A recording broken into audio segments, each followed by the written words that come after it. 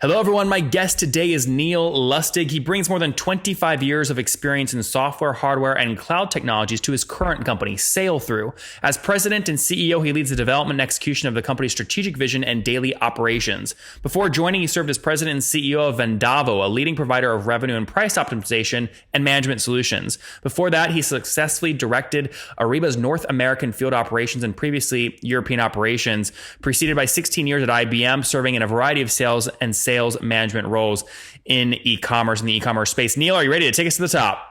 I'm ready. All right. So just to call a spade here real quick, you are not a founder, but you joined recently and now you're running the company. That's exactly right. Okay. When did you join and why? I joined 3 years ago, and I joined because I met the founder, Neil Capel, and I got captivated by the vision, this notion of engaging with consumers by really connecting with them as human beings instead of as marketing segments, really resonated with me. And I thought this is definitely where marketing is going in the future. And I like SailThru's position and like the team. And give me quick context before we dive into what the company does. When was the company created? What year was it founded? So the company's just on its 10th anniversary now. And I joined 3 years ago. So 2008, heck of a year to launch company. 2018 today, obviously, and you joined in 2015. Right, that's right. All right, and where were you? I mean, what did you give up a bunch of stuff to come in? I mean, did you pursue them or did they pursue you? How'd that work? So I had actually just sold Vendavo a few months before, and was just kind of catching my breath, taking a little time. I got a call from a friend who said, "Hey, you should meet these guys at SailThru. They're at the next stage in growth. They're looking for a CEO to take them to the next level." And we kind of took it from there. Interesting. Okay, good. Now, was that an investor in SailThru that they were looking for? They were kind of doing a CEO search? Right. So there was, the investors and the founder were all involved in the process. I think they reached that conclusion that to go to the next level required more operational discipline and more execution focus. The company had grown fantastically from a visionary founder and now needed a slightly different balance in the team. Yep. Okay. Tell us what the product does. What are people paying you for? Yeah. So people pay us for one simple thing. As I mentioned, it's connect as a human being. So we personalize engagement, which means our platform learns through machine learning what a consumer likes about your brand, what products, what articles they like to read about, what time of day they like to engage, on what platform and channel they like. And then we automatically tailor the communications to reflect that. So this results in one-to-one communications at a pretty massive scale. We send 100 billion emails, for example, on behalf of our customers, and literally everyone can be completely different. Interesting. So, I mean, should we think of you like a personalized email marketing company? Is that a significant portion of your revenue stream, or that's just one very small part?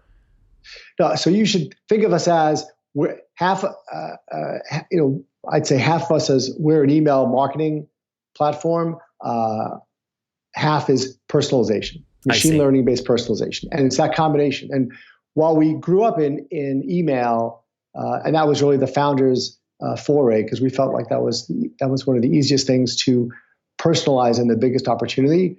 Makes a lot of sense. What are people paying on average per month for this kind of product?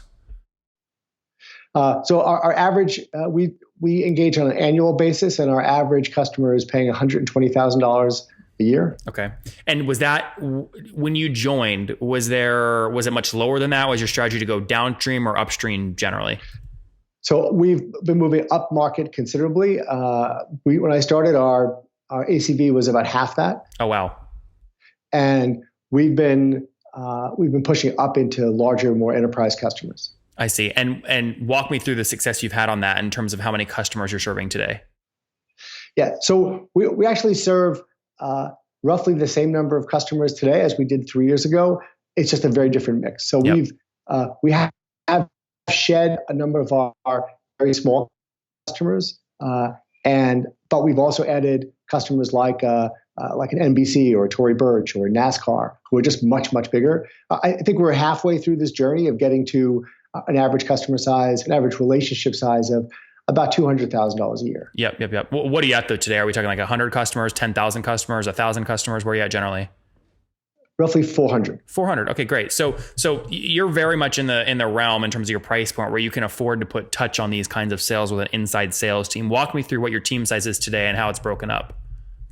Yeah. So I'd say roughly 40% of our team are technical. So engineering, product, and I'd say 20% of the team sales and sales marketing. We do have a small inside sales team, and we have a direct sales force. So these transactions definitely warrant a human being selling to you.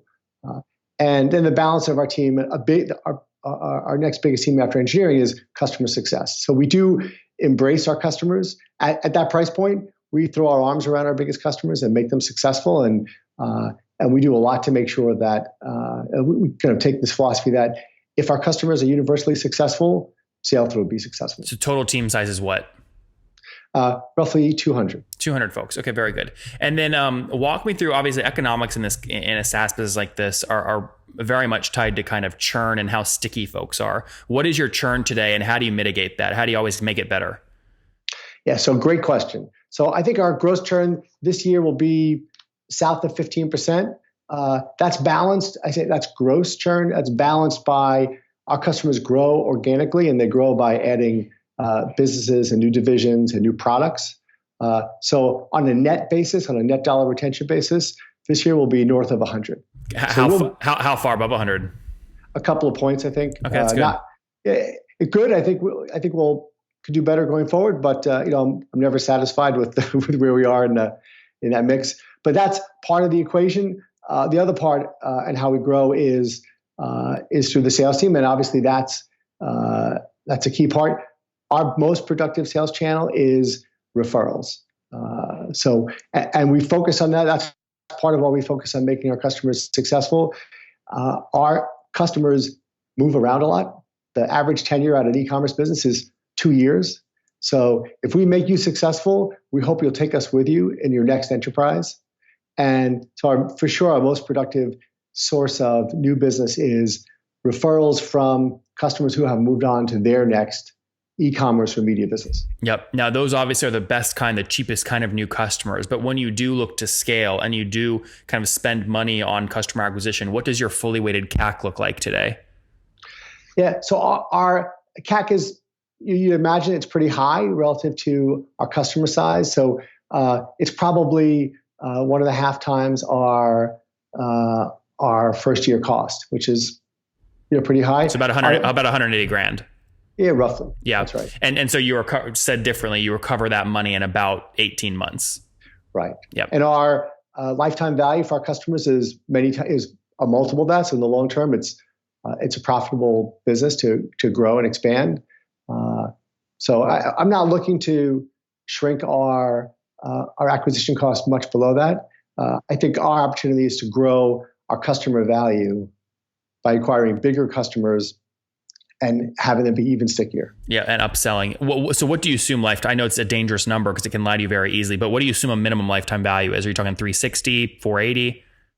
Yeah, so I would say the last time we did the model, it was just north of 400,000. Okay, and walk me through. A lot of people get lost in LTV because some find it useful, some find it, some don't. Do you use it really to guide you at all, or no? It's just a number you need for investors. So we look at it and we track it because it's important for investors. It's not something we stare at every day. The things we stare at every day are the average customer size in our pipeline. So are we targeting the right customers, and our churn. Right?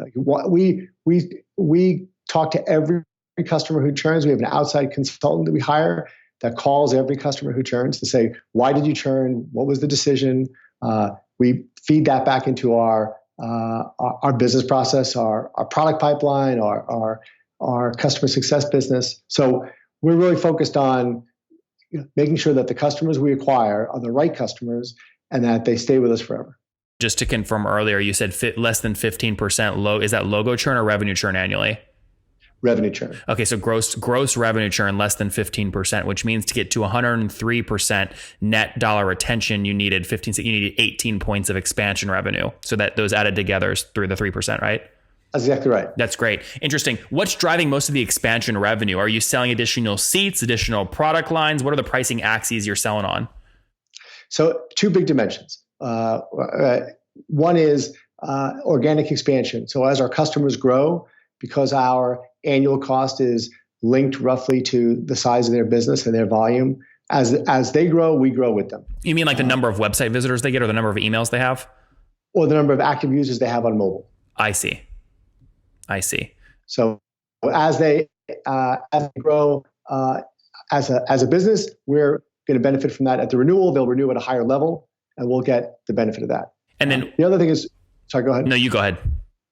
I was to say that. So that's one element of expansion. A lot of our customers, especially now that we're in the enterprise, have many, many businesses. So we might have, for example, Scripps is a customer of ours, and we have Food Network, and we have HGTV. They have lots and lots of brands. A lot of our customers will start off with, here, take these 2 or 3 brands, and if you're successful, we'll have the right to serve them in multiple additional brands. Yep. And so we'll grow across them that way. And we have several products. So you might have started with us on email, and then you added mobile, and then you added on-site, or you might have started with us in mobile, and now you want to add your email program to that. So we have a product expansion element as well. That's great. And walk me through what growth looks like right now, year over year. What are you growing at?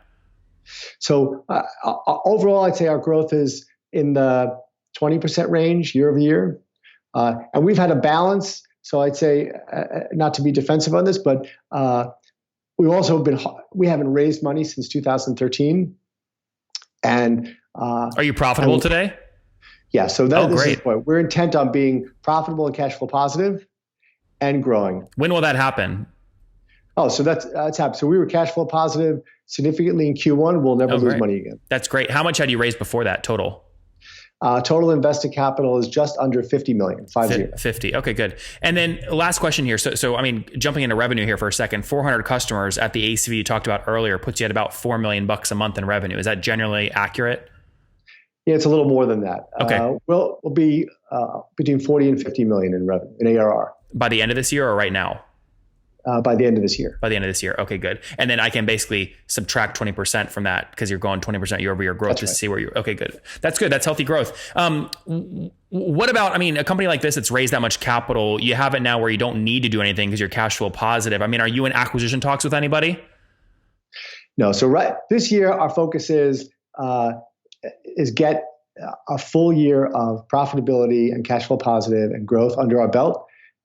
And then next year, I think, look, we haven't said we won't ever raise capital again. There are certain things we want to do that will require additional capital, like an acquisition, or we're primarily a North American business. We'd love to expand in a big way in Asia. All those things would require extra capital. So I think in the early part of next year, we'll look at, do we want to raise money again to do something to accelerate our growth beyond this? Mm-hmm. You strike me as a guy that likes to come into a situation that's, all over the place, run your playbook. You love the excitement. You love being a wartime CEO and moving things and changing. And then once things kind of balance out, right, where there's no emergencies anymore, I could see you getting bored. Are you going to be around here a while or no? So this is the third time that I've done exactly that. And I love it. You're right. And there's something about the challenge of not actually knowing the first day how you're going to fix this, how you're going to improve everything, to the point where it's an incredibly valuable asset. I'm not done, so I definitely have another year or two of exciting things we want to do to take this where we want it to be, and then we'll see. Yeah. But I love taking things to the next level. Neil, makes good sense. Let's wrap up here with the famous 5. Number 1, what's your favorite business book? Execution by Larry Bosby. Number 2, is there a CEO you're following or studying right now? Yeah, so this is probably overplayed, but I study Elon Musk and I follow him religiously. I just think his passion is unparalleled. Did you buy a flamethrower? No. Number 3, what's your favorite online tool for building the business? I asked this. I thought about this question because my folks said you would ask it. So, the thing that the app that I use the most on my phone right now is actually I'm totally addicted to listening to content. So Audible, podcasts. I probably spend 2 hours a day, all my transit time, all my downtime, listening. and try to listen and learn. That's great. Number 4, how many hours of sleep do you get every night? At least 8. That's good. And what's your situation? Married, single, you have kids? Married, 3 teenagers. 3 teenagers. Wow, you're busy. And how old are you? I'm 57. 57. Last question, Neil. What do you wish your 20-year-old self knew? Yeah, I think I would tell my 20-year-old self, IBM's a good company, but move to a small company sooner. It's more fun. Move to a small company sooner. You guys heard it here from Neil. Again, he loves coming into companies, fixing things up. SailThru, he joined about 3 years ago. It was founded in 2008. He joined in 2015. Has since improved the economics, really focusing on doubling or increasing at least ACV. They've got 400 customers spanning media and e-commerce, paying on average 120 grand a year. So they're flirting with the $40 to $50 million ARR mark. They've got less than 15% gross revenue churn annually, net dollar retention at about 102, 103%, CAC 180 grand, so they get paid back in about 18 months with their team of 200 folks, again focused on serving the media and retail personalization markets in terms of marketing and sales. Neil, thank you for taking us to the top. My pleasure. Thanks for having me.